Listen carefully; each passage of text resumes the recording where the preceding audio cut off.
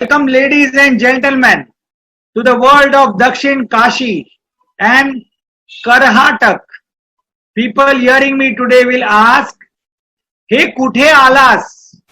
The Punjabis will say, "Ye kitte a?" or "Ye kidhar hai bhai?" Where is this place, man? And it's none other than our own Kolhapur and Karad. It's an honor to be coming to Dakshin, visiting Mahalakshmi, Ambe Mata, touching her feet,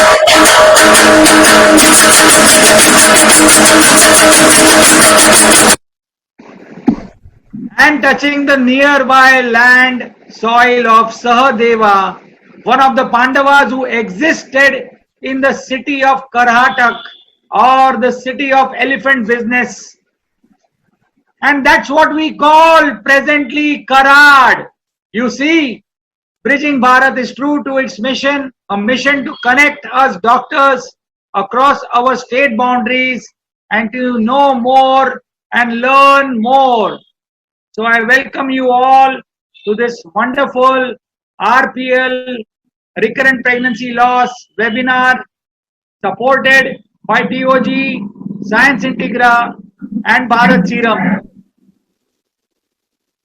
and vaccines. Thank you so much, all of you.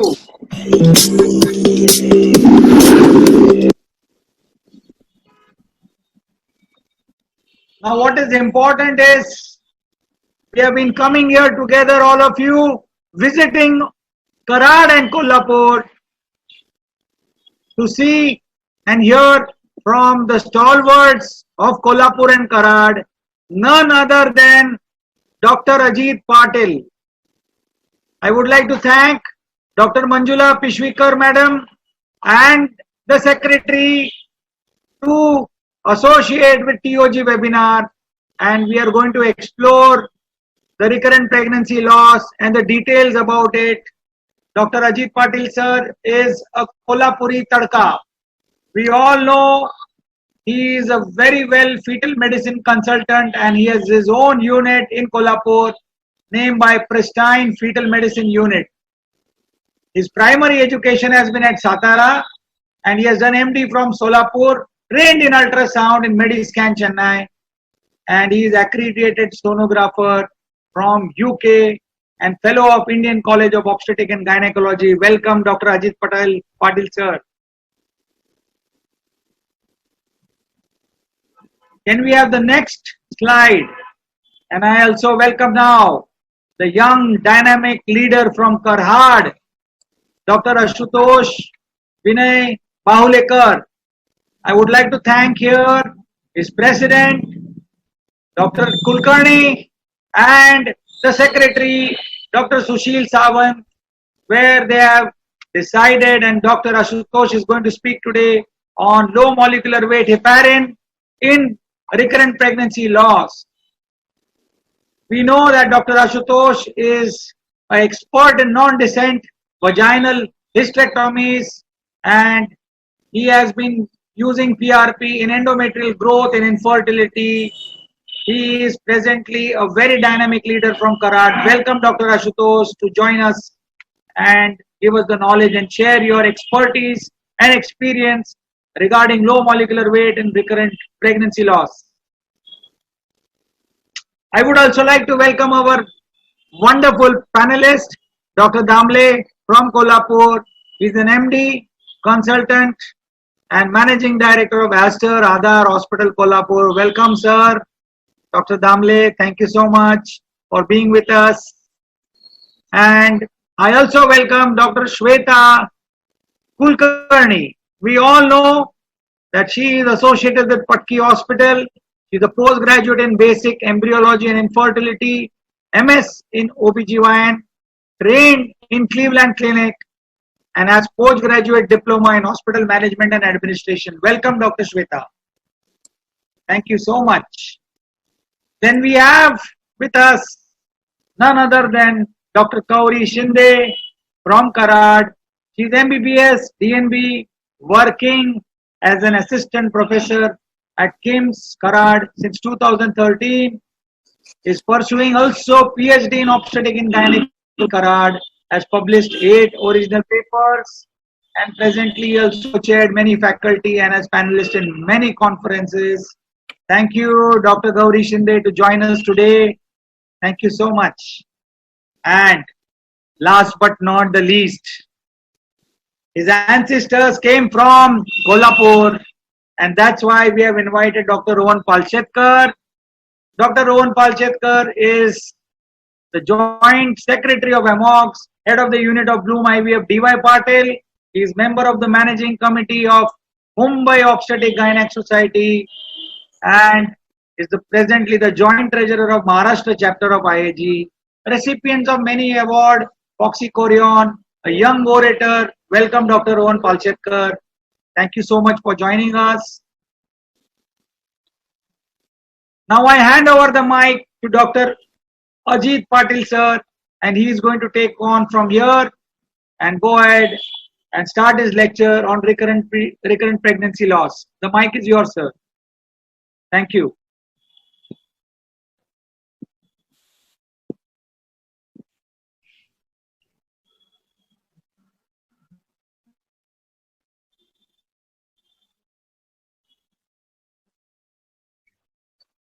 Hi everyone. Hope I am audible to you all.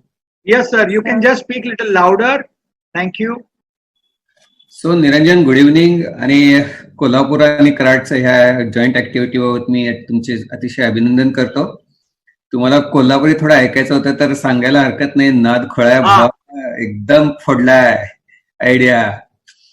म्हणजे काय, मी 2 मावळं पण मागं उभा करणार होतो, पण ते कुठं पडलं लेखाचं आणि ते आलंच नाही. ती त्यामुळे आता मीच लढवणार आहे खिंड. So friends, I'll be discussing something about recurrent pregnancy loss, and let us see some of the aspects of recurrent pregnancy loss. RPL, more questions than answers really. The learning objectives of today's talk would be to identify the possible causes of early pregnancy loss and outline the basic evaluation for current pregnancy loss and review current treatment approaches for these patients. Of course, in designing my talk, I have taken a lot of help from this book, and to all students, I suggest to get this book on recurrent pregnancy loss by Howard Karp.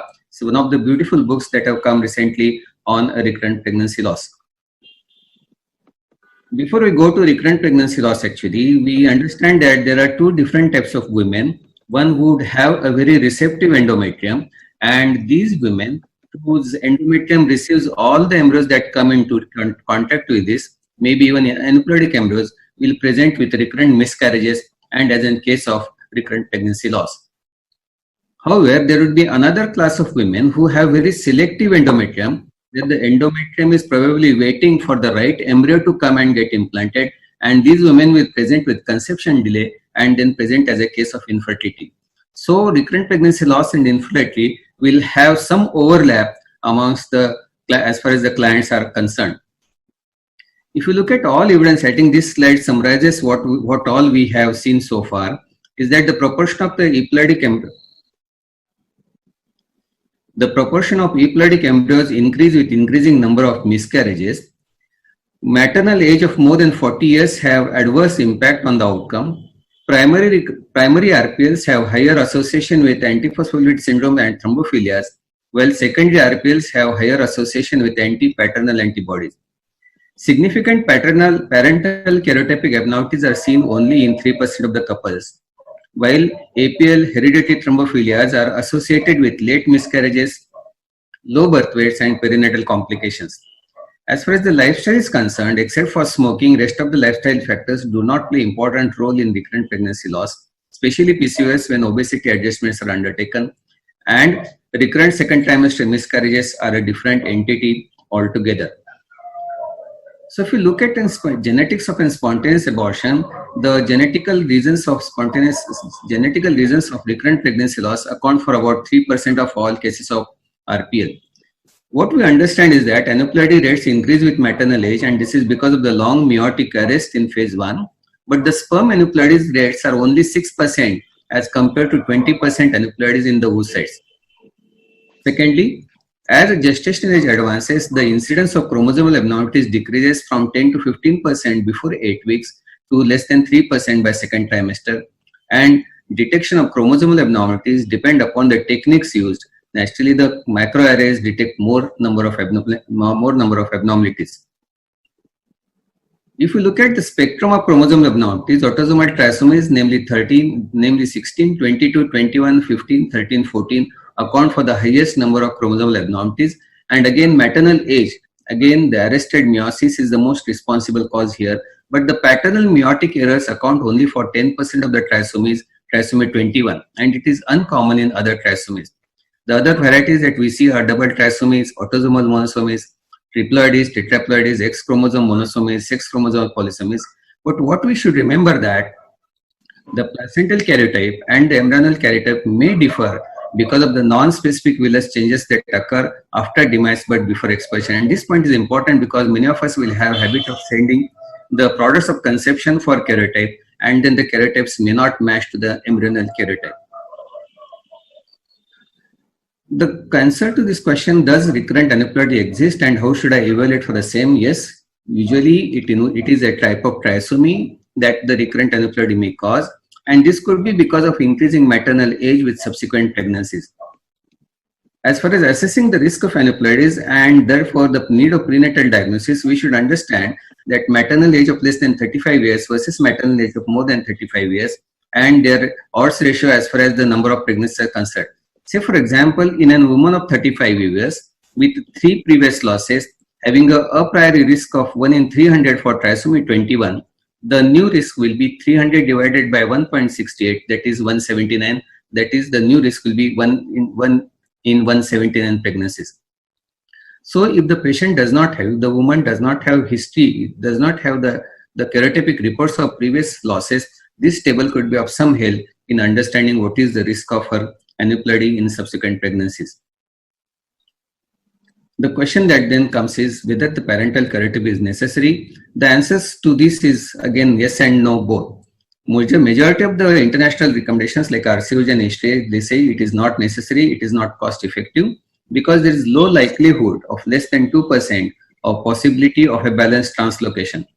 But this possibility is highest in women of less than 25 years with multiple losses, and if also that lady has got a sibling who is also experiencing number of miscarriages, then we know probably parental karyotype play important role. As the cost of DNA sequencing will decrease, so the investigation will become more affordable and more available, but also will lead to increasing detection of more causative genes whose exact role is still unclear. So what are the options for the parents with balanced translocation? Either a pre-implantation genetic diagnosis for aneuploidies and wait for an euploidic embryo to appear, or then of course we know most of these options are with the IVF people, and that's the gamete change or an embryo donation. So what genetic screening is appropriate in recurrent pregnancy loss then? What we should understand is the subset of recurrent pregnancy loss women at high risk of aneuploidy, and the answer is yes. And therefore the screening has got a simple aim to identify at-risk pregnancies and offer invasive tests only to those who are deemed as high risk. Whether we should be offering universal invasive screening is a matter of choice, but will be necessary if the parents are carriers of some defects. The rest of women will proceed through our routine step ladder pattern of FTS combined with quadruple screening. Cell-free DNA, as we know, is a new kid on the block, and chromosomal microarray is better than conventional karyotype, but sometimes may reveal variants of unknown significance, resulting in considerable anxiety and potential terminations of essentially normal pregnancies. So how should I make a choice? If the aim is to maximize detection and provide early reassurance, then invasive testing is the first choice. But for the couples who wish to avoid procedure-related loss, I think cell-free DNA will be superior choice. But where cost is concerned, the continuous sequential screening is still a better option, where the woman undergoes FTS, where nasal bone, tricuspid rigor, rectus venosus, PLGF, PAPE, alpha-fetoprotein are combined, are all assessed, and then they go into second trimester with nuchal fold, nasal bone, late second trimester with soft markers, and if any extreme marker is seen, then obviously to go for direct karyotype rather than doing cell-free DNA. What about fetal structural malformations? Again, we understand this subset of women of recurrent pregnancy loss will have a higher incidence of fetal anomalies, and ultrasound is the main diagnostic tool. As far as ultrasound is concerned, it has to be a systematic approach to evaluate fetal anatomy. Those of who have come from Mediscan will understand the rule of three. USOG has also come out with now 20 plus 2 plan approach towards detection of fetal anomalies. And of course, training and equipment play an important role in maximizing detection. What we understand is if the malformation is sporadic, then it has got a low risk of recurrence.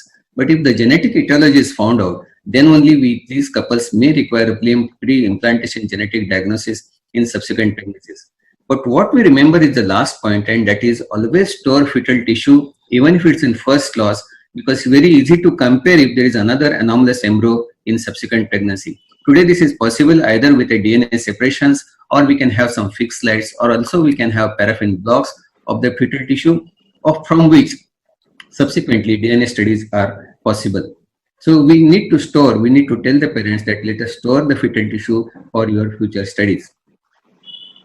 Does endometrium play an important role? Yeah, obviously it's very easy to jump to conclusions, but it's very difficult to treat. Deserialization is a process which is under control of estrogen and progesterone, and thus this window of implantation may be challenged by immunological factors like uterine natural killer cells, which are being higher in recurrent pregnancy loss. But the challenge here is to develop a targeted, quick and reliable test, and this is difficult because of the changing dynamics of the developing endometrium, and thus an inability to develop a robust clinical therapy. People have tried steroids, immunomodulators, immunopotentiators, progesterones, but there is lack of consistent data in use of these treatment modalities.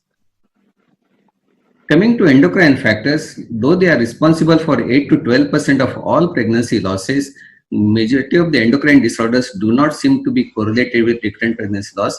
The only exception here is thyroid stimulating hormone and thyroid antibodies, and therefore it is recommended that we should be testing for thyroid dysfunctions in cases of recurrent pregnancy loss. What about uterine anomalies? Again, as far as this subset of women is concerned, the incidence of uterine anomalies is 3 times higher in cases of recurrent pregnancy loss. But does it mean that all uterine malformations cause miscarriage and that all uterine malformations need to be treated? And how do I screen for them? Whether it's the 2D ultrasound, HSG, 3D ultrasound, sonosalpingographies, MRI, or a diagnostic histolaparoscopy remains. These are the various tools that can be used for diagnosing uterine anomalies. But should I be treating? That will depend upon what is the clinical history. As far as the polyps are concerned, yes, we need to remove polyps. Septum, there is no randomized control trial, but observational studies do suggest utility of septal resection. Should all biomass be removed? Yes, only those distorting the uterine cavity. Is cervical encerclage indicated? Again, the answer is yes. Sidman in his series has shown that after doing encerclage, there is an 88% success rate in live birth rates. Should hydrosalpinx be clipped or resected prior to IVF? Again, the Cochrane 2010 data goes in favor of clipping of hydrosalpinx. And what about the lateral metroplasty and dysmorphic uterus? The evidence does favor use of a lateral metroplasty in such type of abnormal uteri. So comes the question of whether should we doing encerclage in recurrent pregnancy loss. Again, this is a very ill-defined topic because the basic issue is lack of diagnostic criteria for cervical incompetence. What is the ideal time to do cervical incompetence studies, and which method is better to provide a continent, provide a support to the cervix is a big dilemma. Because cervical length is not a static measurement during pregnancy, and therefore it should be considered as a continuous process rather than a dichomatous variable. And a normal cervical length, we should understand, does not necessarily is an assurance of a term delivery. So diagnosis of at-risk women will depend upon good quality of ultrasound. There are so many tests which are mentioned in details in literature, but none of these tests considers the effect of pregnancy on dynamic capabilities of the cervix. And therefore, when the question is of evaluating cervix, all it comes down to history and ultrasound. Whether we should be doing only one-time measurement of the cervix or the cervix should be seen at 2 times. Well, the single measurement is recommended at 18 to 20 weeks, and if it is less than 20 millimeters, we should treat. The choice of treatment would be progesterone. The FMF cutoff is about 25 millimeters. But looking at dynamic nature of the cervix, the better policy will be to screen at 11 to 13 weeks and again at 18 to 20 weeks and compare the level of shortening. The relative risk of preterm delivery will increase as the length of cervix decreases. So what we did was this is our own study where we compared, we call this as a dynamic cervical assessment tool. This is a two-step cervical assessment where first cervical length is measured at the NT criteria or the NT period. The second cervical length is measured at your anomaly scan, and the difference between the two can be mathematically computed and is reflected in the terms of percentage. What is the possibility of this woman delivering by 34 weeks of gestation? What we have found out that if the cervix shortens by cervical shortening is more than 8 millimeters between these two readings, then there is a significant increase in the risk of spontaneous preterm birth by 34 weeks of gestation. How should we be putting stitch? This is not the topic of discussion, of course, but I'll just touch. It is either could be a transvaginal method or a transabdominal method. Both have their pros and cons. Obviously, transabdominal method is technically difficult procedure and requires another intervention to remove the stitch, or the patient needs to go for cesarean section directly. Does the man's role end up with fertilization? Well, the traditional thought is that semen analysis does not routinely predict ability to produce live births, and therefore ASRM says semen parameters do not appear to be predictive of recurrent pregnancy loss. But as the investigations, as the DNA evaluation facilities are increasing, we are understanding that recurrent pregnancy loss there is an evolution of male contribution in the terms of DNA fragmentation, microRNA mutations, sperm epigenomics, and MTFHR abnormalities. What we understand is that definitely a varicocele repair will improve the outcome in recurrent pregnancy loss. So how do we investigate? When it comes to a case of recurrent pregnancy loss, I think this is one of the very good table given by, a very good classification given by Howard Carr. He has classified the patients into good prognosis patients, medium prognosis patients, and poor prognosis patients, depending upon how many number of miscarriages the patient had, what is the age of the patient, what is the embryo karyotype, whether the patient is a primary aborter or a secondary aborter, whether these are early losses or late losses, whether the patients have associated infertility, and what is the concentration of natural killer cells. And these three classification or classifying these women into these three categories makes it very easy. Good prognosis are the women who have got two or less than two losses. We know here these women, even if they don't take any treatment, there will be 80% live birth rate. So what we offer these women is basic profile, and once they become pregnant, then ultrasound, tender loving care after pregnancy, and routine antenatal care. There is no role of any empirical drugs as far as good prognosis class of patients is concerned. However, we should counsel these women that if the miscarriage happens, then further investigations will be done. Medium prognosis women are those women who have 3 or 4 losses. Here we know as the number of losses go on increasing, the chances of having a live birth will go on decreasing. Therefore, we need to investigate and have cost-directed treatments. Even if we do properly investigations and give treatments, 50% of women will still be unexplained, and therefore there could be some role of giving empirical hormones or progesterones or SCG. If the parental aberrations are seen, karyotypic aberrations are seen, then pre-implantation genetic diagnosis may be important. There is no role of empirical aspirin and heparin, but if the patients have got hereditary thrombophilias or second trimester losses, then low molecular weight heparin will be of helpful. And obviously, septum resection has shown that there is a significant, non-significant increase in number of live births after doing septal resection. Poor prognosis patients are those who contribute to almost 30% of recurrent pregnancy loss cases.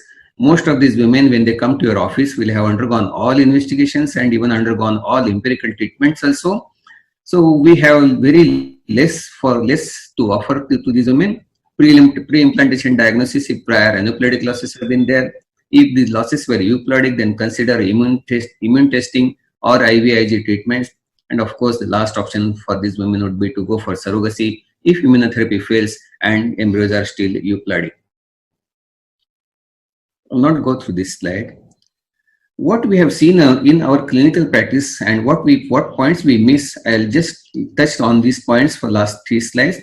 Is the typical women that come to our place. We always talk about the obese women or the obesity. But we never speak about these tall, lean Indian women will have low BMI, and therefore BMI correction is the only treatment for these women that is necessary. Another factor that we miss is adenomyosis, and for diagnosis of adenomyosis, we should be doing a good transvaginal ultrasound. We remember the ultrasound criteria: a myometrial thickness of more than 2 centimeters, a thin endometrium, and a diffuse focal vascularity are all suggestive of adenomyosis. How should we be treating adenomyosis is but a difficult question. Whether we should be suppressing the adenomyosis with use of GnRH or Mirena is a question which is unanswered. Another thing we see is chronic endometritis. Most of these women will present with tender mobility on unpervaginal examination, the cervix which bleeds on touch or a congested cervix. On histological examination, these women will show a plasma cell, glandular infiltration or intraluminal exudates. And when we do an histoscopy, we find these type of micropolyps, the endometrium which is thin, pale, focal congestion and recurrent polypoidal endometrium. And these women definitely require treatment. If gram negative, we give ciprofloxacin 500 milligrams BD for 10 days. If it's gram positive, then 1 gram of amoxicillin clavonic acid for BD for 8 days. Ureaplasma, doxycycline, a negative culture report, again 250 milligrams of ceftriaxone single dose and doxy and metro for another 14 days. If it's a recurrent infection, then we repeat the protocol above protocol for 3 more times. Sperm DNA fragmentation, I had just a fleeting reference to the DNA fragmentation studies. The two issues here are how do we treat the sperm DNA fragmentation and how do we improve the success. Of course, as far as the treatment part of DNA fragmentation is concerned, look at the lifestyle.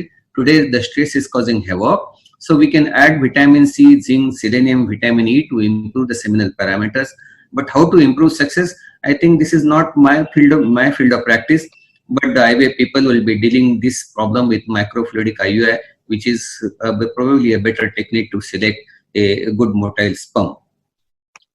Coming to my last slide, as far as the recurrent pregnancy loss is concerned, I think as far as the RPL is concerned, what we understand is the evidence-based medicine and doctors' beliefs and patients' expectations is something in middle which is called as value-based medicine. But in practice, what we see, though the evidence-based medicine and doctor may agree, the patient's expectations are totally different, and therefore it's a very difficult issue to manage a case of recurrent pregnancy loss. Most of the times we might have to tailor the treatments as far as the patient's needs are concerned. Thank you very much for your patient hearing. Thank you, Niranjan. Thank you, Dr. Nandita. And I thank the KOGS, Kolhapur Gynec Society and Karad OB/GYN Society for giving me this chance to share my thoughts with you. Thank you so much. Thank you, Dr. Ajit Patil. You have done a wonderful presentation on recurrent pregnancy loss, and I'm very thankful to our president of Kolhapur Society and the secretary who join us today and share the platform. And you have not been only watched in Kolhapur and Karad, but it has been watched all over. Okay, I found this on the web. We have been already seeing all of us on the Indian subcontinent, and thank you for a wonderful presentation. Actually, my series started when I said Kolhapur, so I just shut it off now. Thank you so much. Now we will go to the next presentation by Dr. Ashutosh Bahulekar. Yes, sir. And he will go ahead with the use of low molecular weight heparin in recurrent pregnancy loss. Dr. Ashutosh, the mic is yours. Please share the screen. Yes, sir. Thank you, Dr. Niranjan Sawan, sir, for inviting me for such a nice webinar. And especially thank you for glorifying my place, Karad, to a world platform. And it's always pleasurable to see Dr. Ajit Patil, sir, and listen to his lecture. And I'm very thankful to you because you allow me or you give me chance to share a platform with Dr. Ajit Patil, sir. With your permission, I would like to start my presentation. Can I? Yes, please. Yes, sir. Okay. Are you sharing the screen or? Yes, sir. I'll share the screen, sir. Yeah. So you will have to press the green button, which is arrow up, and then go ahead. Yes, sir. Can I? Is it Yeah. visible? Yeah, you can make it visible and you can go to the slide show. So it is now full screen. Please go ahead. Thank you so much. Okay. Yes. Yeah. With your permission, I'll start with my low molecular weight heparin for recurrent pregnancy loss. Okay, so I'll be concentrating on what is thrombophilia, its relation with antiphospholipid antibody syndrome. How do we diagnose antiphospholipid antibody syndrome? Low molecular weight heparin is better than unfractionated heparin, and your treatment with low molecular weight heparin. Okay, so we all know thrombophilia is a condition where there is imbalance in naturally occurring clotting factors. If there is some imbalance in naturally occurring clotting factors, intrinsic factor, extrinsic factor, कुछ तो गड़बड़ होता है, and because of that there is increased risk of developing thrombus. When there is hypercoagulation, all the problems start. Main underlying pathological mechanism is clotting, and because of that there is problem with uteroplacental insufficiency and subsequent pregnancy losses. Thrombophilia impairs placental function, and because of that atrial and venous thrombosis is formed, and at the level of maternal and fetal interface. So if you just go in details, when there will be activation or activated protein S and protein C that inhibits the action of certain clotting factors, such as factor 5 and factor 8. After that, if the action of these proteins are reduced, inhibition of clotting mechanism is removed.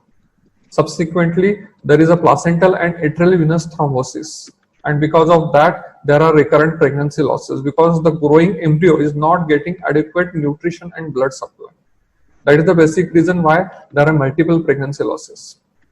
So if you just see etiogenesis, we can see various venous and various atrial things. In venous, most commonly is heterogeneous factor 5. Then most common acquired things are antiphospholipid antibodies, activated protein C resistance, and other things. When you say atrial components, we have hyperhomocystinemia, Apla's lupus anticoagulant, factor 5, then antithrombin deficiency, protein C deficiency, and protein S deficiency. When we see recurrent pregnancy loss, we can always think about hypercoagulability and antiphospholipid syndrome. We cannot differentiate much like antiphospholipid syndrome from hypercoagulability. But if your patient has got hypercoagulability along with antiphospholipid syndrome, your patient is tend to have more of coagulatory defect. Like patient can have deep venous thrombosis, cerebral thrombosis, and other things. Now coming to diagnosis of antiphospholipid syndrome. When we want to diagnose our patient, naturally suspicion should come in your mind. When we see clinical history, that is one clinical diagnosis, we can diagnose antiphospholipid syndrome, and along with laboratory diagnosis, we can diagnose antiphospholipid syndrome. Your patient will have more of vascular thrombosis. Your patient will have preterm deliveries before 34 weeks of gestation. Reason can be anything. It could be increased blood pressure. Because of that, you need to induce the labor. That also could be a reason. A reason could be preterm labor. Reason could be PRM. This is all possible in antiphospholipid syndrome. Then you will have loss of fetus at or 10 weeks of gestation. Okay. Then 3 or more consecutive spontaneous abortion before 10 weeks. If these 4 clinical symptoms are there, definitely you can think of antiphospholipid syndrome. To confirm that, what we can do is anti-cardiolipin antibodies. We can send IgG and IgM. That should be moderate or high levels, or 2 or more occasions at least 6 weeks apart. Then what we can send is lupus anticoagulant antibodies. That should be detected 2 or more occasions 6 weeks apart. So when we want to screen these patients for screen our patients with recurrent miscarriages for hereditary thrombocytopenia, that is not recommended routinely. But if your patient has got more than 2 pregnancy losses, screening for antiphospholipid antibody syndrome is very much recommended. So how do we treat? We know the problem is with the clot and we need to dissolve the clot. So what things do you have in your mind? Definitely we can use antithrombotic medications that will dissolve your clot. So once hypercoagulability is taken care, impaired blood flow, leading to placental clots and fetal growth restrictions and fetal demise is already taken care. What things we have in our hand to reduce the clot? First is we have heparin and we have got aspirin. Heparin we have got two types. One we can use very commonly is low molecular weight heparin and unfractionated heparin. So how do we start treating our patients with recurrent miscarriages and we are suspecting Apla syndrome and we are confirmed Apla syndrome? We can start our treatment with aspirin 80 mg daily once her pregnancy test is positive. Then 10,000 international units unfractionated heparin after cardiac activity is seen on transvaginal sonography. When we are giving this unfractionated heparin, we need to monitor our patient's APTT weekly till our desired anticoagulation is achieved. That is 1.5 to 2.5% than its normal limits.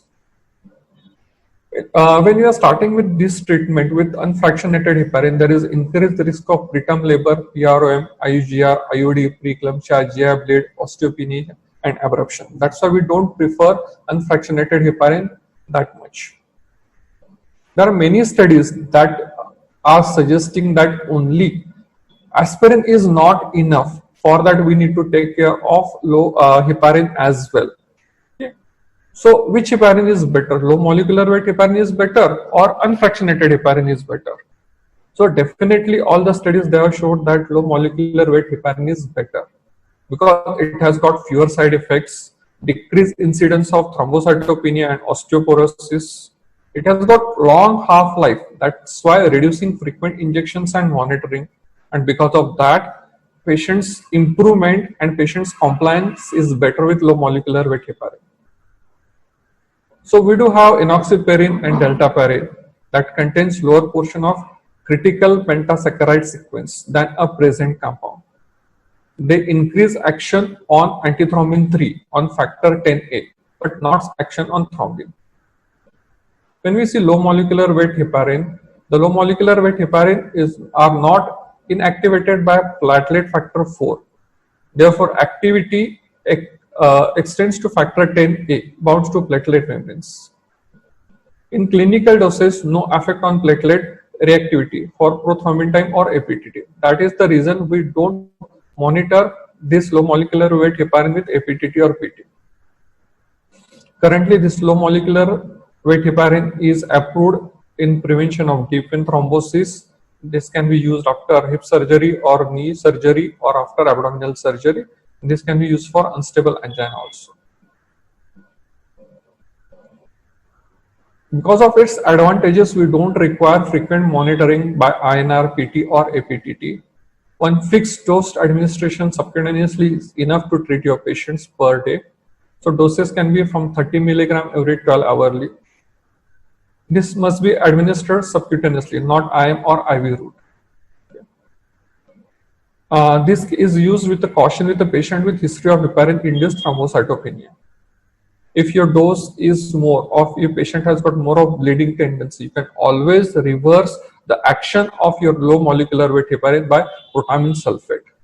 Dose what we are using is 1 milligram for each milligram of low molecular weight heparin. So this is a table which is giving advantages of low molecular weight heparin over the unfractionated heparin. So unfractionated heparin we are using with the IV dose, low molecular weight subcutaneously. Unfractionated has to be given with a continuous dose. Low molecular is given with the BD or once a dose.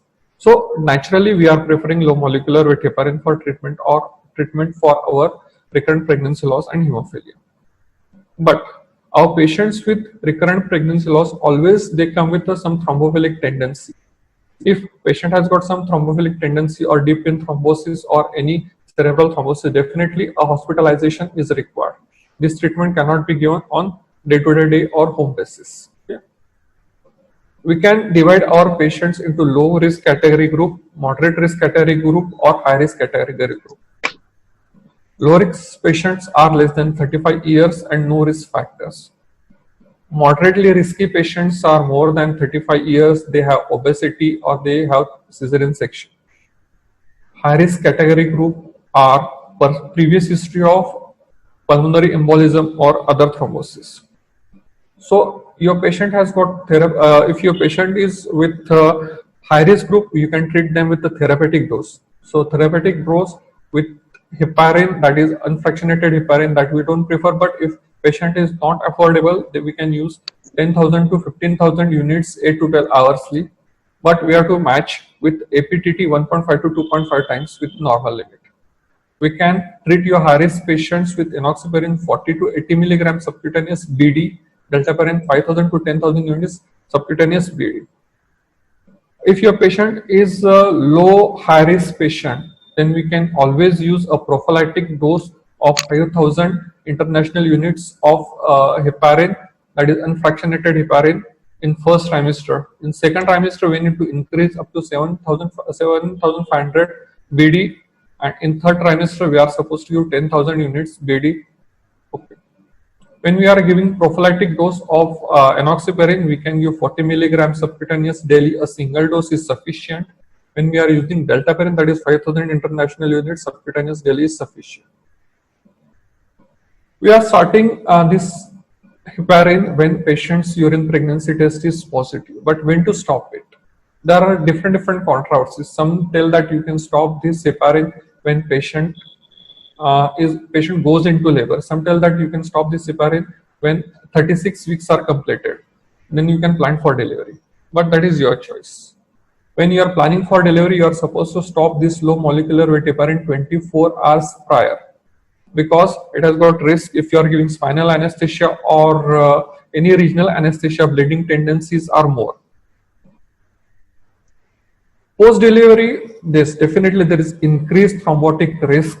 So we are supposed to start this anticoagulation and continue for 6 to 12 weeks after delivery also. We can use some oral drugs for this anticoagulation, and breastfeeding is not contraindicated. So what is prognosis? When we are giving this low dose heparin in cases of recurrent pregnancy loss, we are starting at the right time and continuously we are using without any discontinuation of the treatment. Definitely we can get 70 to 90% success rate or take home baby rate. Now, treatment guidelines used for anticoagulation in recurrent pregnancy loss. Recommendations are for women who fulfill the laboratory criteria of antiphospholipid syndrome and with a history of 3 or more pregnancy loss.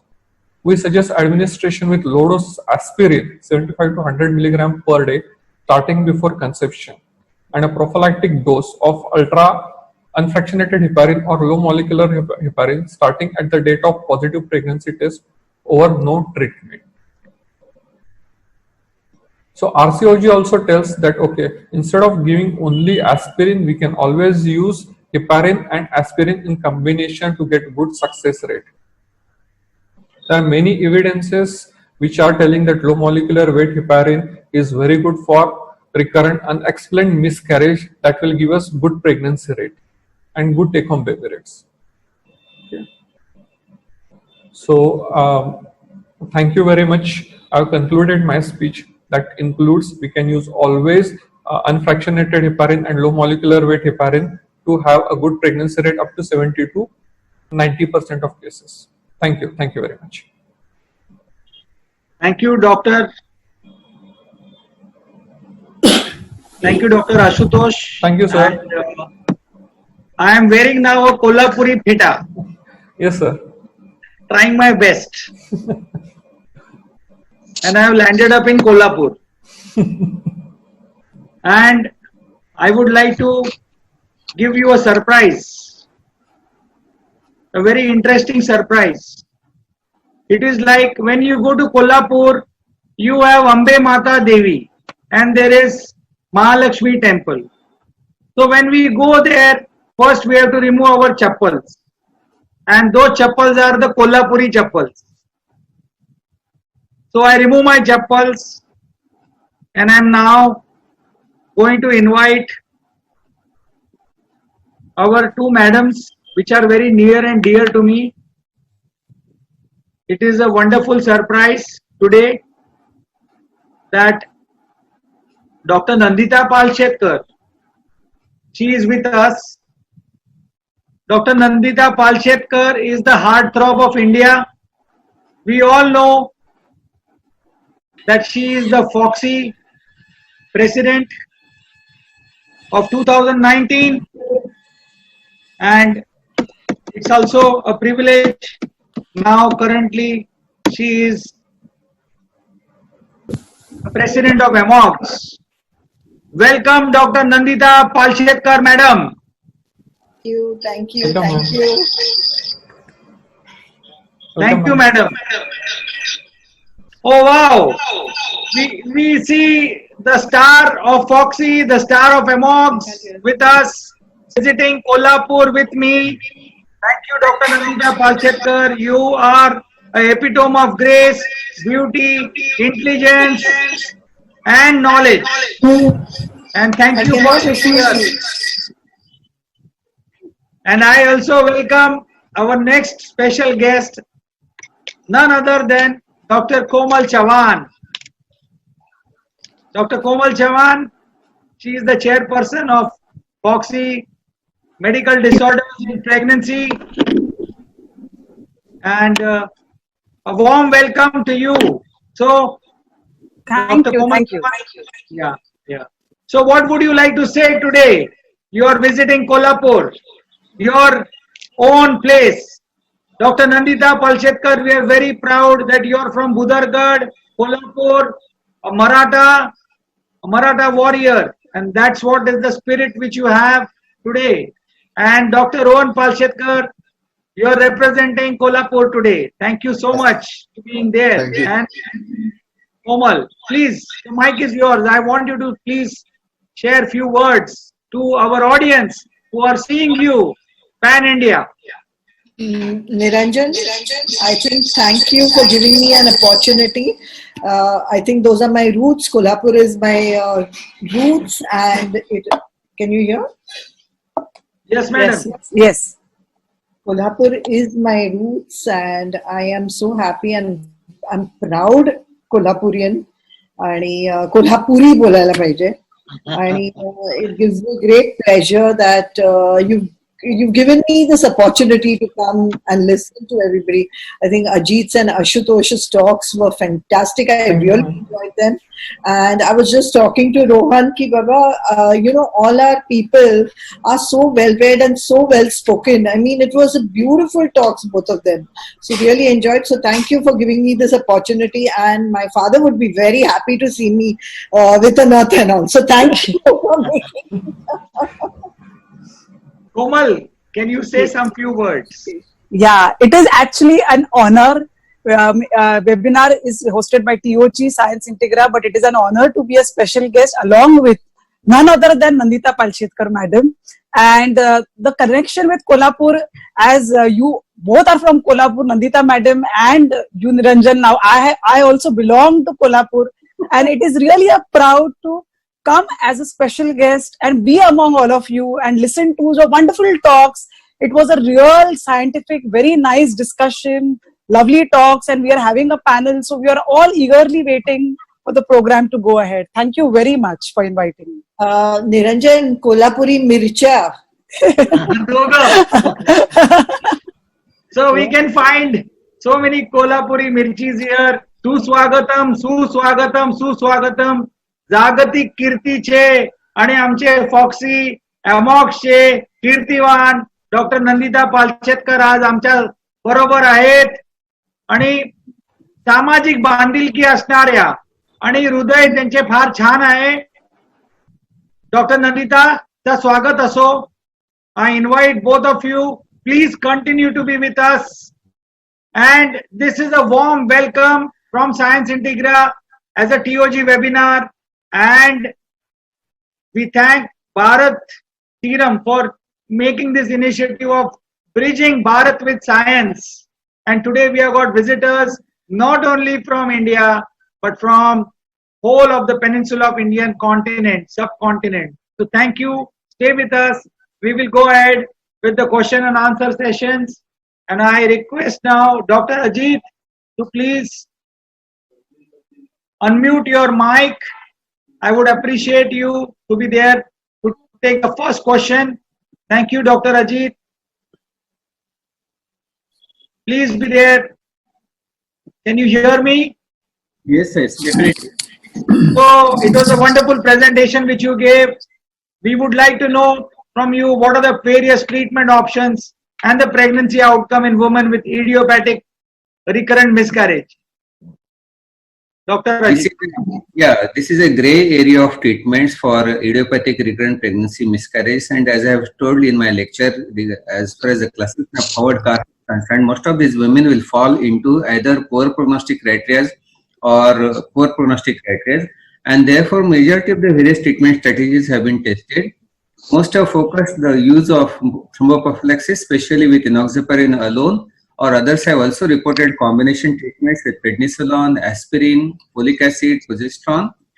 There has been a tendency to treat these women of idiopathic recurrent pregnancy loss with single dose aspirin per day because of ease of administration, low cost and safety.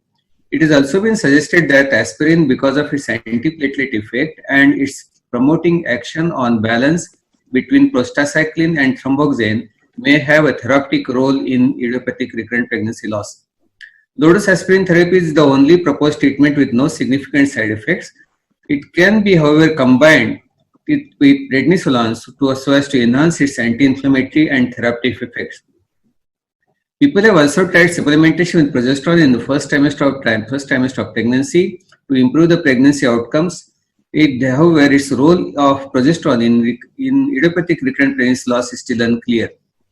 Goldstein et al. Have demonstrated that progesterone supplementation significantly improves the pregnancy outcome in women with idiopathic loss.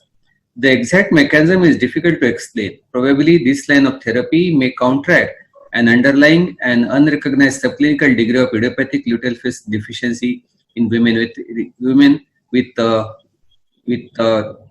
idiopathic recurrent miscarriages.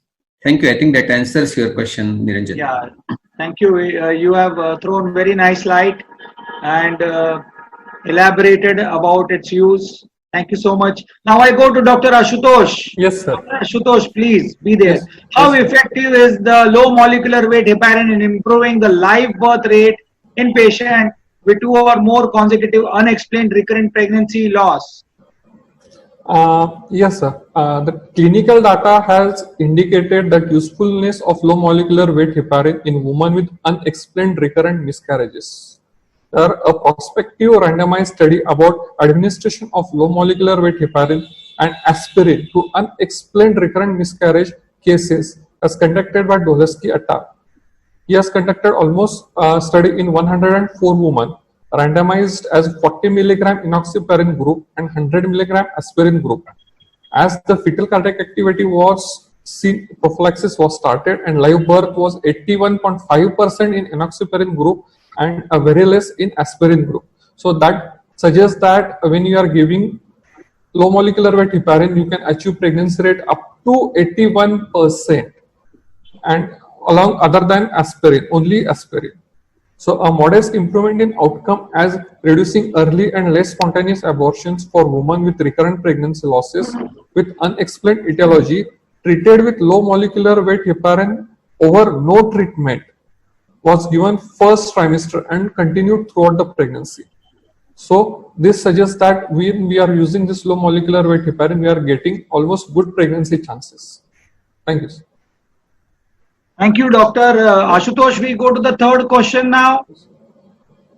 Dr. Ullas Damle Sahib, can you hear me? Please unmute your mic. Yes, I unmuted. Yeah. Should thromboprophylaxis be given throughout pregnancy in women with previous history of recurrent miscarriages of unknown etiology? Yes, as Ajit said, ultimately with more investigations, these women will fall in some coagulation disorders. So, women with either congenital or acquired thrombophilia might benefit from LMWH in respect to live birth rate, abortion, and late obstetric complication rate. The thrombophilia markers are not the only criteria for the initiation of thromboprophylactic treatment. Low molecular weight heparin is widely used as prophylaxis in recurrent miscarriages in general obstetric practice. The uncertain etiology and pathogenesis of unexplained recurrent miscarriage have meant that the treatment has remained empirical. The use of LMWH improves live birth rates when compared with control without any thromboprophylaxis group in women with URM. Low dose aspirin and low molecular weight heparin are the best solution in women suffering from recurrent spontaneous miscarriage.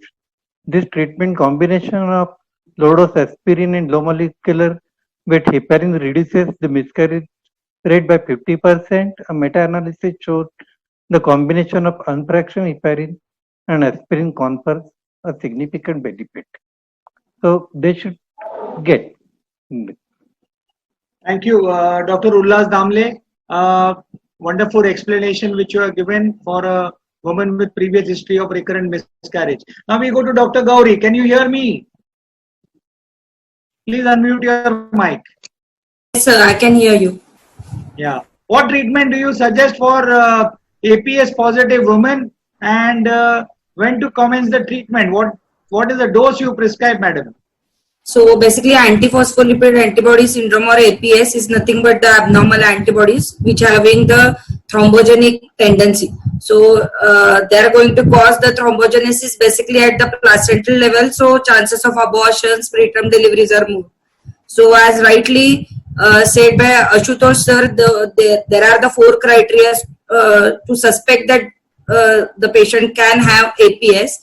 Sir has already told that.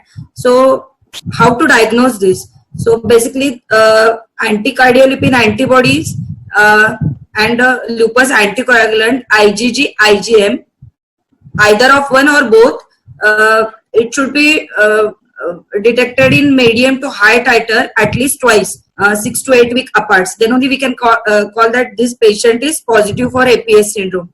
So basically the treatment for this APS, aspirin and low molecular weight heparin are the keystone for treatment, and it is the established level of evidence. Now the randomized control trial say that only aspirin alone can improve the pregnancy rate up till 40%. But when we add the heparin, it will improve the pregnancy rate up till 70%. So another meta-analysis showed that if we use both of these, it can decrease the early pregnancy loss by almost 54%. But this study cannot rule out the placebo effect of heparin. So there was another meta-analysis in which only aspirin they have seen the results in the aspirin used patients, and they get the successful birth rate, but it is equal to the supportive care and placebo effect. So there was one new randomized control trial which showed that the aspirin alone has a increased birth rate, especially in these APS syndrome patients and recurrent pregnancy loss, and by addition of the heparin it doesn't have any significant change. But in this study, they have included the patients more than 12 weeks. So most of the pregnancy losses will occur before 12 weeks. And in this study, they have included the titer levels lower. So this study cannot significantly tell that only aspirin is beneficial. So as far as now, we can conclude from these all the studies that aspirin and heparin are the keystone for the treatment for the patient with a recurrent pregnancy loss and APS, as well as it is established evidence that even though with using these medications, they are still a high risk. So my recommendation is 75 milligram aspirin once the UPT positive, add the low molecular weight heparin, that is enoxaparin 40 milligrams subcutaneously daily once you will get the cardiac activity on ultrasonography, and continue till actually there is no particular cutoff when to stop these drugs. Definitely you have to stop these drugs before induction and whenever the patient is in labor, before induction 24 hours prior to the induction. But to avoid the side effects of the heparin, if the patient is not having the previous thrombotic issues or previous thrombotic issues, then we can stop at a 34 week. But if she is having a thrombotic issues with APS positive, definitely we have to continue as far as long till at least till 37 weeks. Thank you, Dr. Gauri. Now we go to the next question. You have done a wonderful job. Dr. Shweta Kulkarni, please unmute your mic. Yes, sir. Can you clarify on the role of low molecular weight heparin used in women with inherited thrombophilia? So when we look at the subset of patients with inherited thrombophilias, they have two very important risks. The first is the risk of having a miscarriage, and second is a thrombotic event throughout pregnancy. So we have to protect them from both these things. And while doing so, there are three very important things we have to look at. First is, had she had a history of thrombotic episode previously, or has she had a seizure event previously? The second thing we have to look at is what is the type of inherited thrombophilia that she has. And the third thing we have to look at is what is the mutation. Is it homozygous or is it heterozygous? Now, if she is a woman who is giving a positive history of previous thrombotic event, then she is a clear-cut candidate where we have to start her on aspirin before pregnancy and low molecular weight heparin around 40 to 60 milligrams when UPT is positive. We don't even have to wait till the FHS come. Now, if she is a candidate who has not had a thrombotic event before, which means that we have diagnosed her inherited thrombophilia while investigating her BOH panel, in that case, this is a very gray area. The American College says that in women with an inherited thrombophilia, without a thrombotic event, there is no need to give aspirin, there is no need to give low molecular weight heparin. But all other guidelines say that we have to give aspirin as well as 40 to 60 milligrams of low molecular weight heparin. Now here is where we need to know what is the type of thrombophilia she is suffering from. Is it protein C, protein S, factor 5 mutation, antithrombin 3 deficiency, or prothrombin mutation? If she is having antithrombin 3 deficiency, it is considered to be a little more serious, a little more severe kind of a condition, and she is at a very high risk of abortion as well as thrombotic event.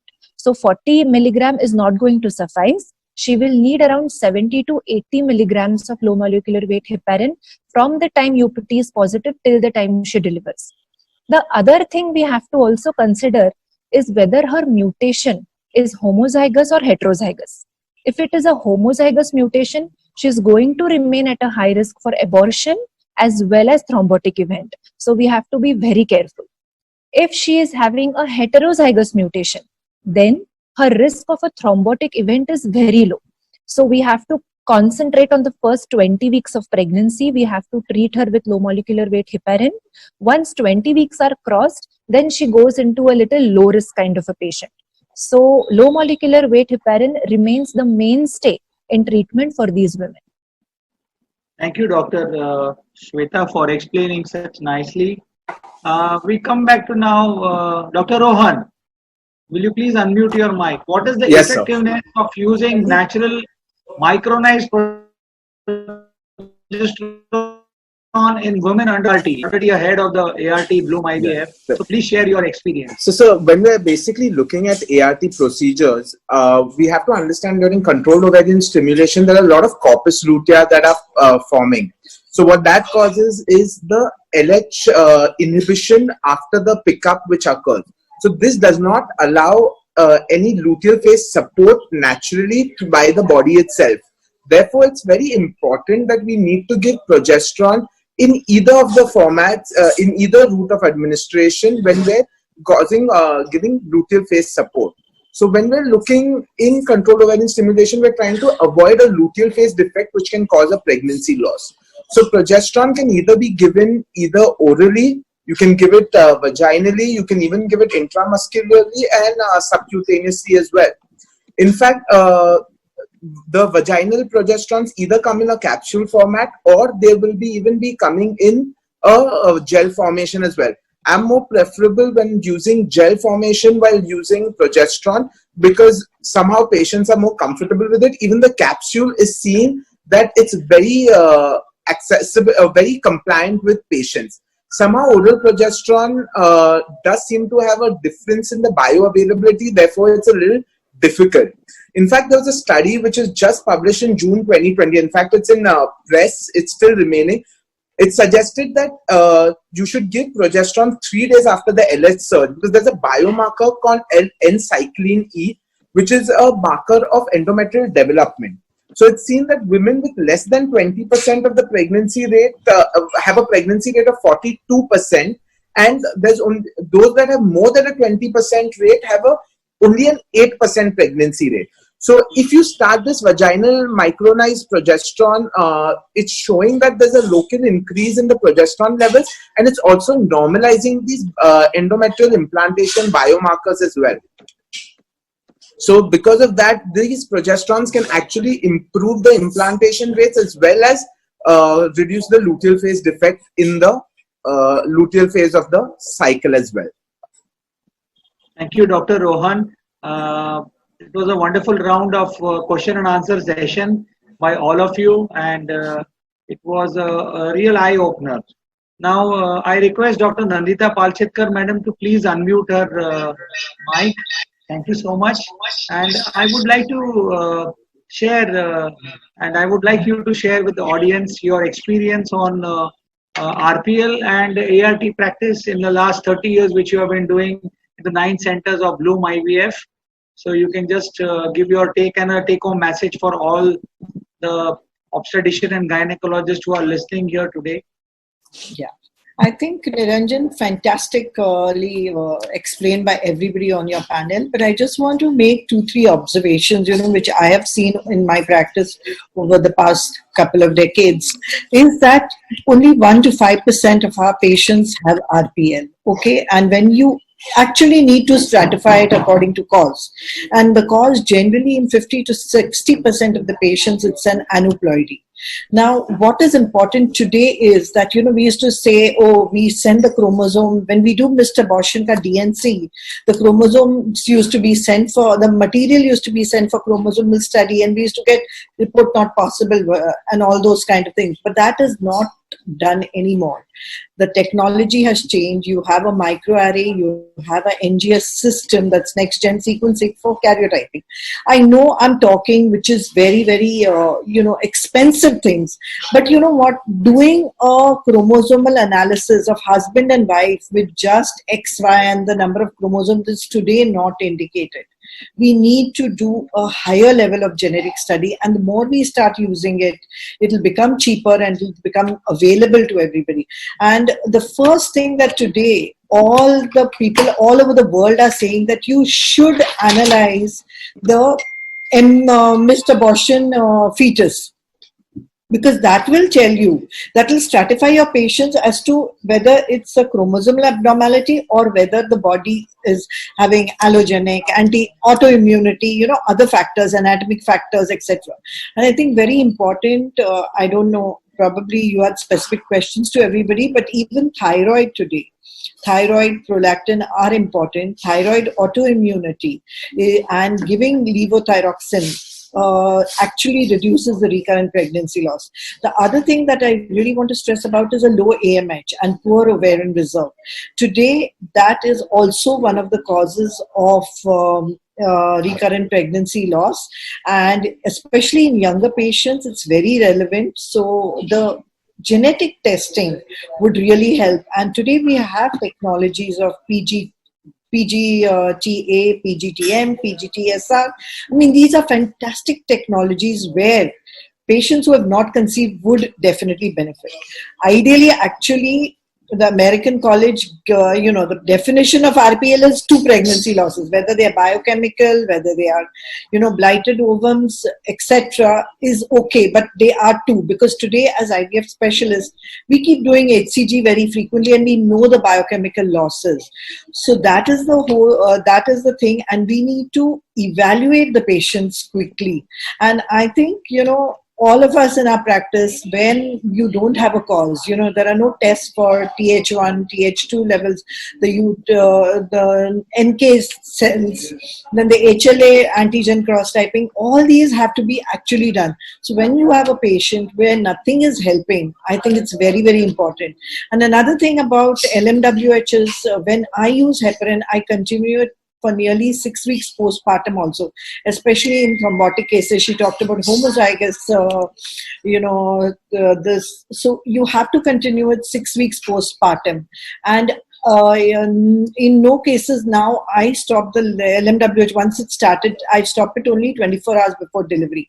And in those cases which have a thrombotic potential, we can give it for 6 weeks. I don't like oral anticoagulants because then the girl has to be careful about her bleeding time, clotting time, and of course she's breastfeeding. So I prefer LMWH, and the girls are also very okay with continuing the LMWH 6 weeks. Okay, I think that's about it all, but it's really something that we can help. And the good news is 75% of the patients with previous 3 abortions conceive.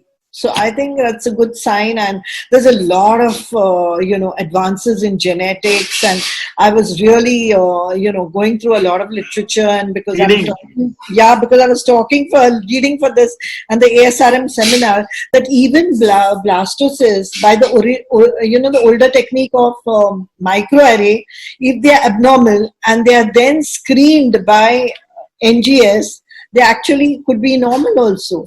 So I think it's very, very important that we keep up with technology. We have to be updated with it and utilize it to treat all our patients. Thank you, Nandita madam. Very nicely explained, and really very keen observations, 3-4 points which you have given to all of the audience and the delegates. So it was a wonderful observation from your side and comments. Thank you so much. Now we would like to go ahead to the next round of questions, and I request Dr. Ashutosh to be there online. He can unmute, please. Can you hear me, Dr. Ashutosh? Yes, sir. Yeah. How different is the oral administration when compared to the vaginal progesterone when supplemented in LPS? Okay.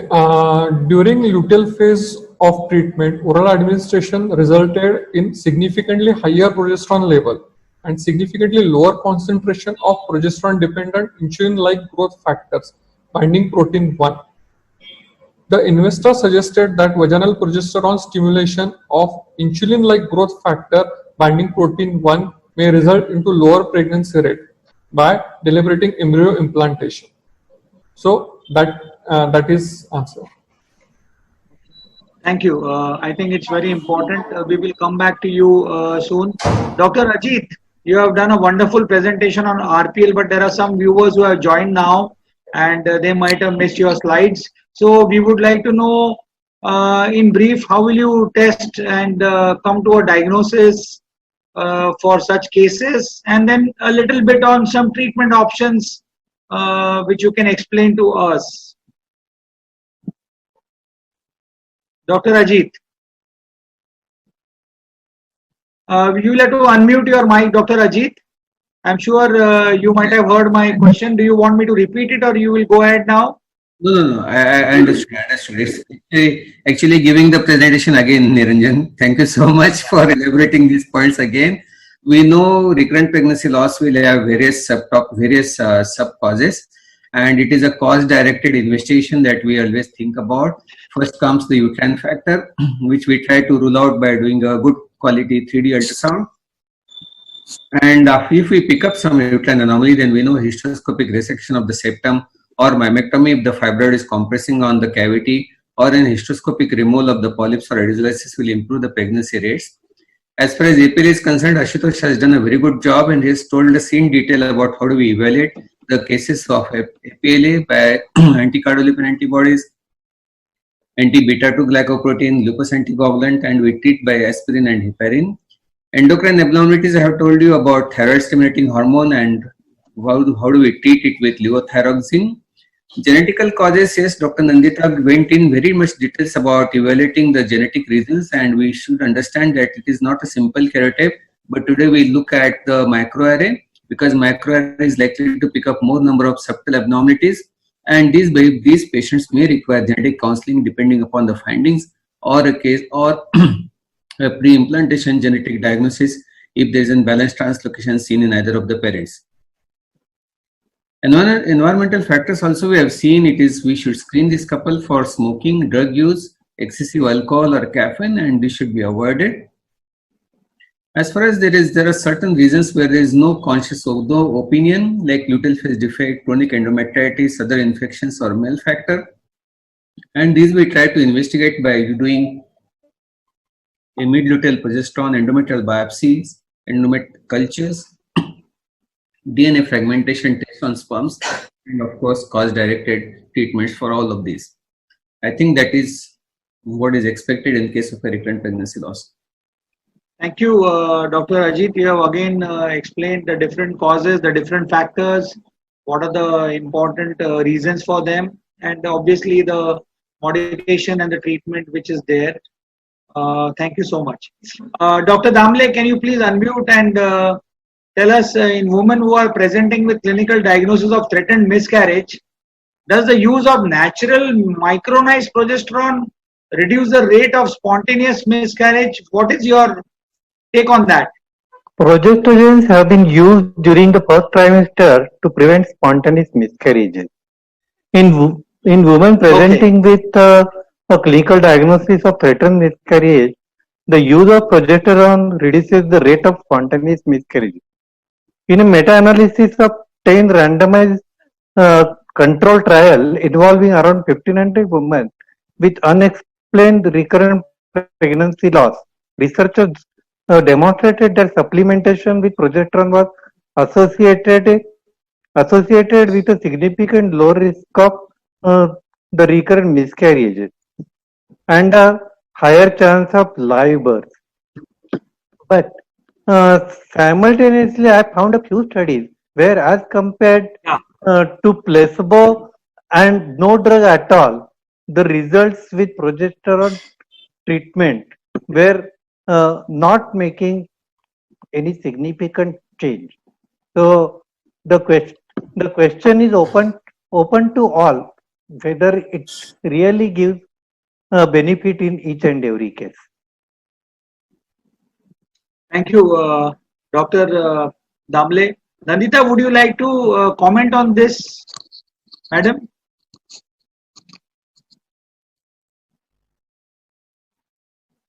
Yeah, I think. Sorry, Niranjan, I was on the telephone. I was answering. What was the question? I'm sorry. Yeah, it was regarding the use of natural progesterone, natural micronized progesterone, whether it reduces the rate of spontaneous miscarriages in cases of women who are presenting with the diagnosis of threatened miscarriage. So, yeah, okay. Micronized progesterone or any progesterone has two effects. One is luteal support and the other is immunomodulation also. I mean, all progesterones have that effect. And what we need to understand is, yes, there was a PROMISE trial which said that it does not help threatened abortion, etc. But that study was totally not correct. And the latest study, which is there, I don't remember where 2020, June 2020, me and Rohan were reading together actually. So in that, it has actually said that in patients with recurrent pregnancy loss or in patients with threatened abortion, it should be used. In fact, it should be started immediately. You don't wait till the beta HCG comes positive, because as he mentioned about those molecules which are there, encyclin molecules and all. So progesterone is very, very important, should be started, and I like to give it up to 10 to 12 weeks of pregnancy, because you remember that the corpus luteum supports the pregnancy up to 7 weeks of pregnancy. I mean, sorry, 7. And the placenta starts at 7 weeks up to 10 weeks.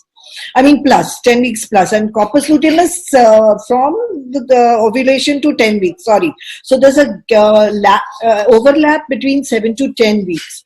Yes, so the progesterone levels now in vaginal micronized progesterone should be 9.9, meaning 10 nanograms and above. So this is something that we can remember. We can have a cutoff, especially when we do progesterone levels. And I am a complete proponent of progesterone. In fact, in idiopathic recurrent pregnancy loss, I also add estrogen to it.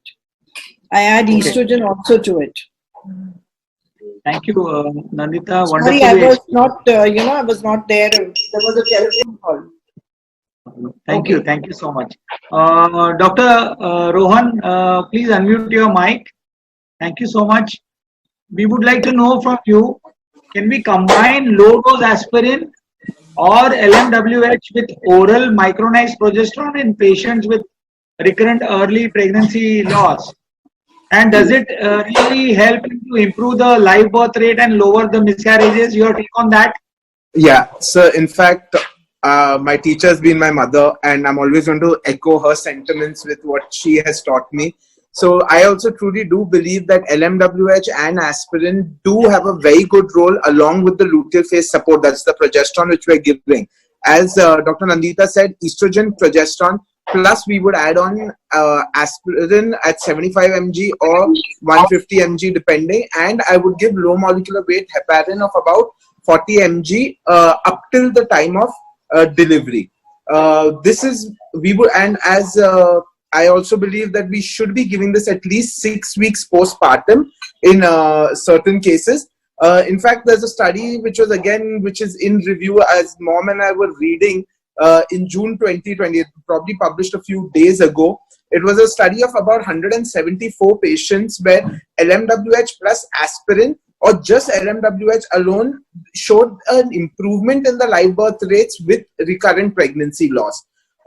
This also, there was an additional finding that was seen that LMWH when given also reduced the risk of preeclampsia as well. So in that way, LMWH and aspirin when added to the luteal phase support is definitely going to improve the live birth rates when added to the entire cycle.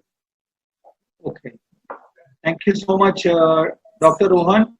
Now we go to our next question to Dr. Shweta. Are you there? Yes, sir. Yeah.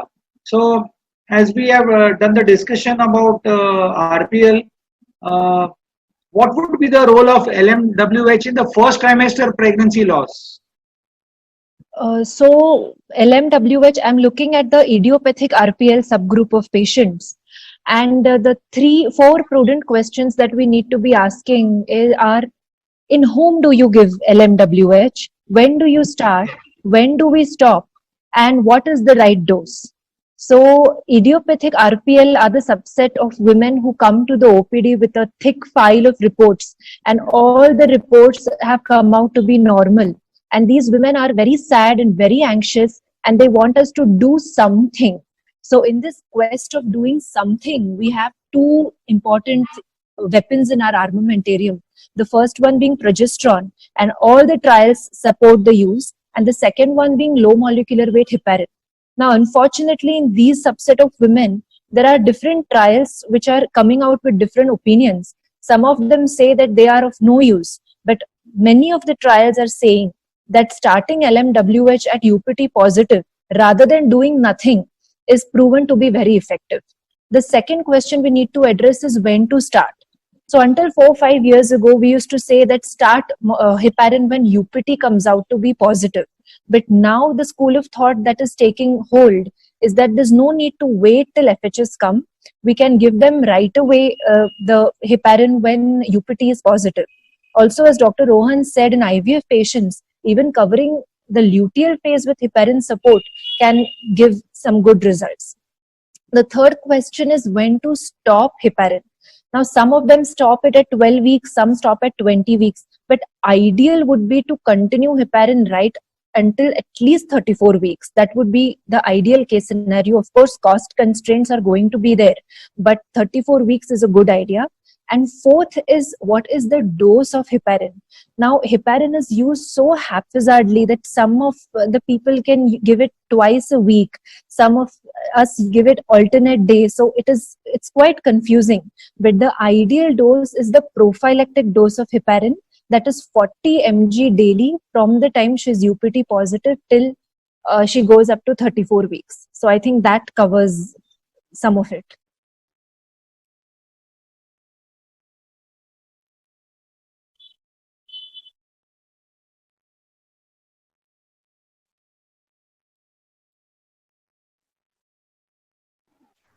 I'm going for a walk after this. Great, Shweta. It was really good. Thank you, ma'am.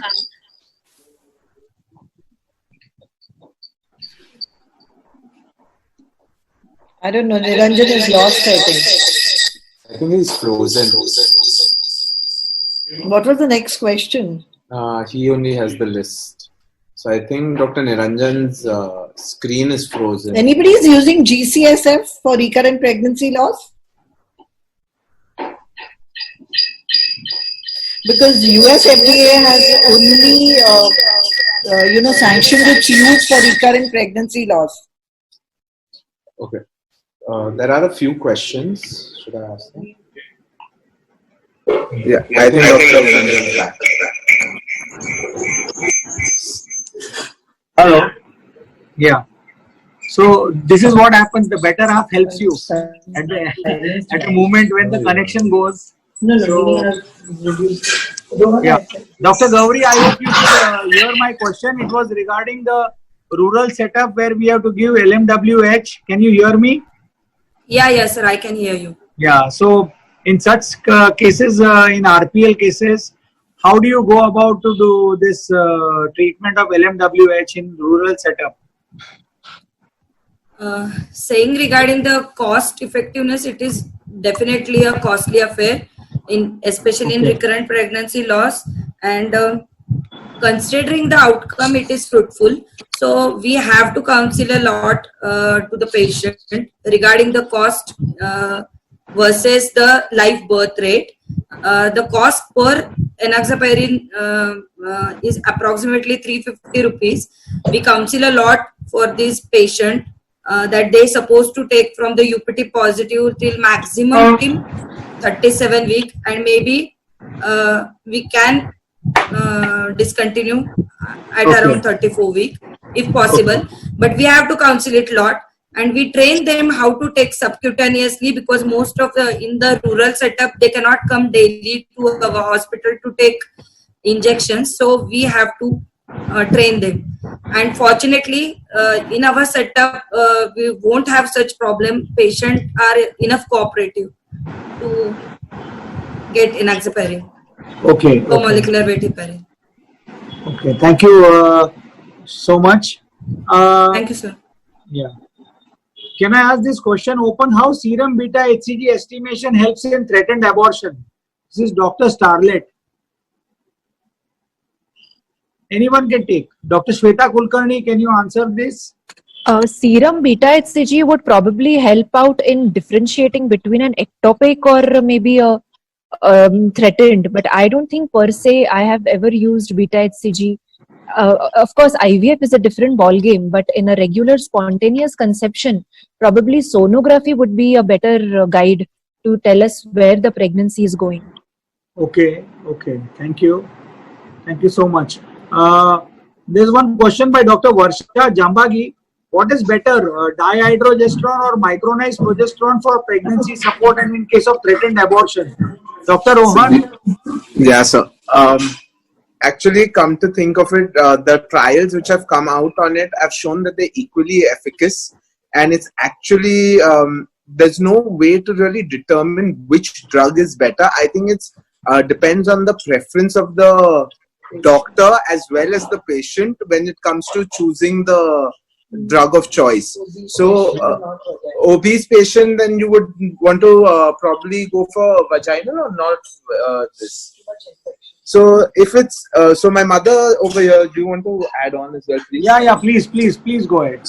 Yeah, so as she's saying that with the obese patient, there's a risk of infection with the vaginal pessaria or with the vaginal route of administration. So in those situations, maybe you can consider giving oral progesterone.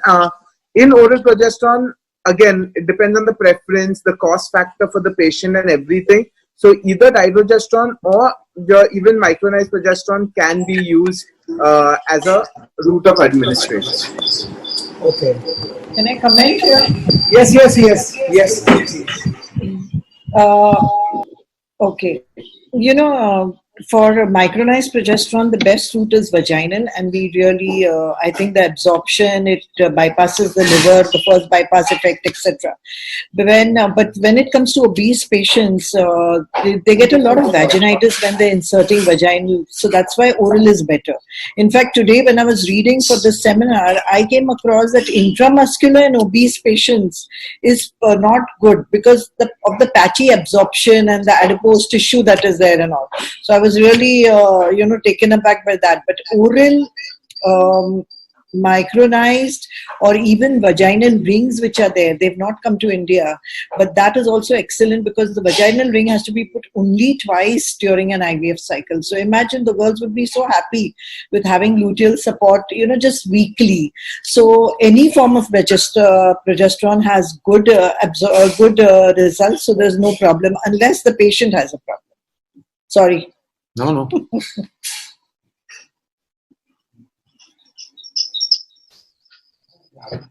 Full observation by you, Dr. Nandita. Thank you so much.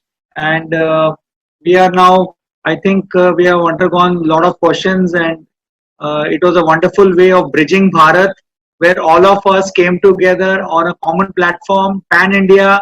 And I can see the smiles on Dr. Ajit, Dr. Shweta Patki, Ashutosh Bhaulekar, Gauri, Dr. Damle, and our special guest, Dr. Nandita Palshetkar, Madam, and Dr. Komal Chavan.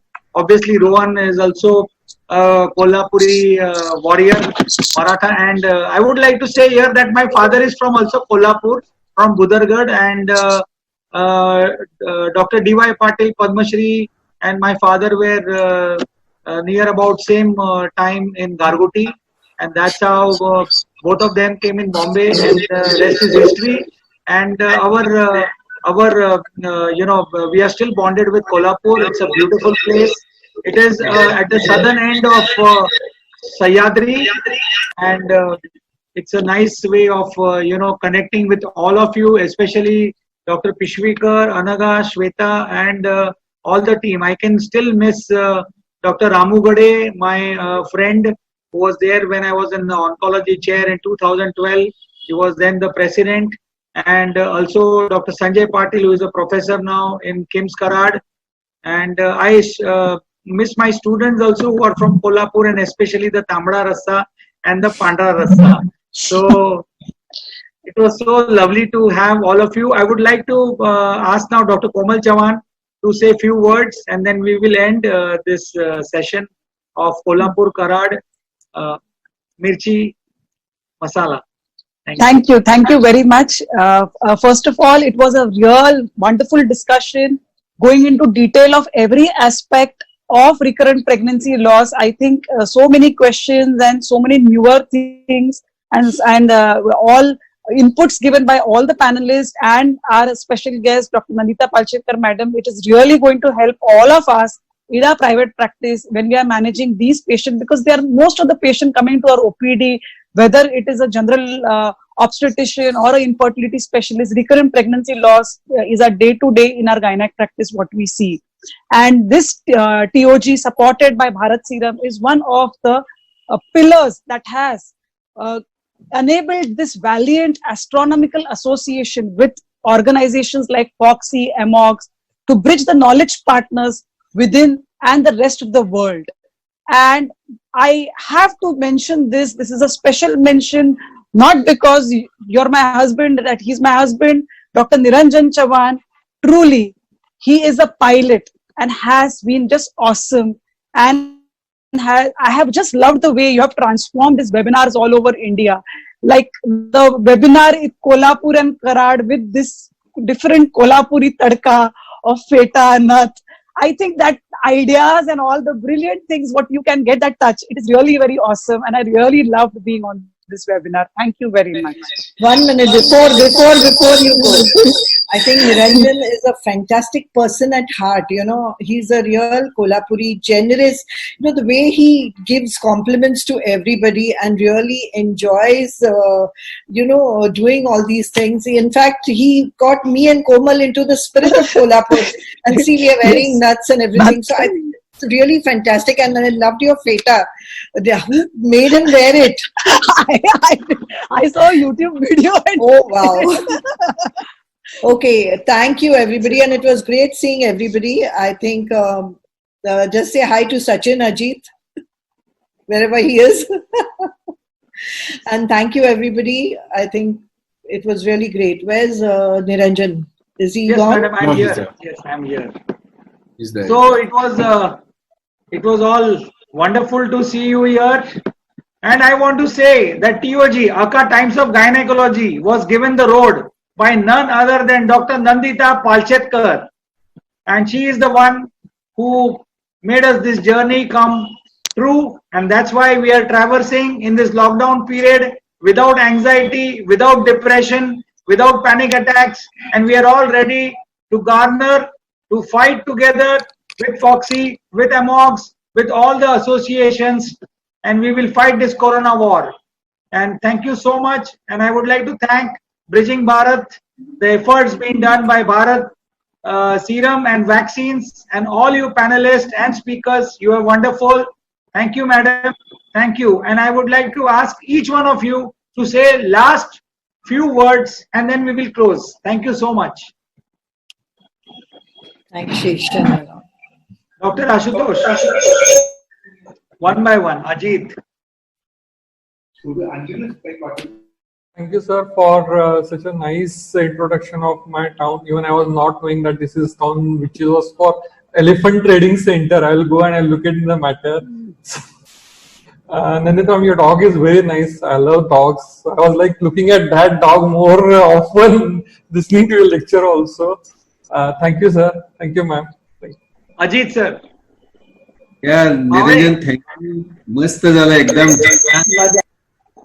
आणि तांबडा पांढरा माझ्याकडे लागू झालेला आहे त्यामुळे लवकर कोल्हापूरला या मस्त की बसूया. I miss Dr. Niranjan Shah. I will connect with him soon in the night. Thank you so much. Yeah. Dr. Shweta. I'd like to thank you, Niranjan sir, for being such a wonderful host. And I'd like to thank Nandita madam and Manju madam and Anagha madam for giving me this opportunity. Damle Sahib. Thank you, Dr. Niranjan and Dr. Nandita and all my colleagues. It had been a wonderful experience to interact with you all. And also thank you to KOGOS and Karad OBJ Society for this opportunity to all of us. Thank you, everyone. Dr. Gauri madam. Thank you, sir. Thank you, Nandita madam, Komal madam, and especially thank you, sir, because you have allowed me to share this platform with my sir, Dr. Ajit sir, and thank you to allow me to represent Karad Obstetric and Gynec Society. Thank you very much. So, namaskar. Yeah, Nandita madam, you have already told. And Gauri ji Paithani is very nice. Oh, thank you, madam. Thank you very much. Niranjan sir, thank you so much. I love the feta which you had put on at the before just starting of the panel discussion. So I also want to thank the Kolhapur and Karad OBGY Society for involving me in this program. Thank you, Dr. Nandita. Thank you, Dr. Komal. And thank you, Team Science Integra, Subbu, Seshan, and all of you all for making this entire thing so easy and easy for us to access and all. And Mom also gives thanks. Special. Yeah, and Dr. Nandita is also giving special thanks to the Team Science Integra as well. Thank you, guys. Thank you. Thank you, all of you. Thank you, Doctor. Thank you so much.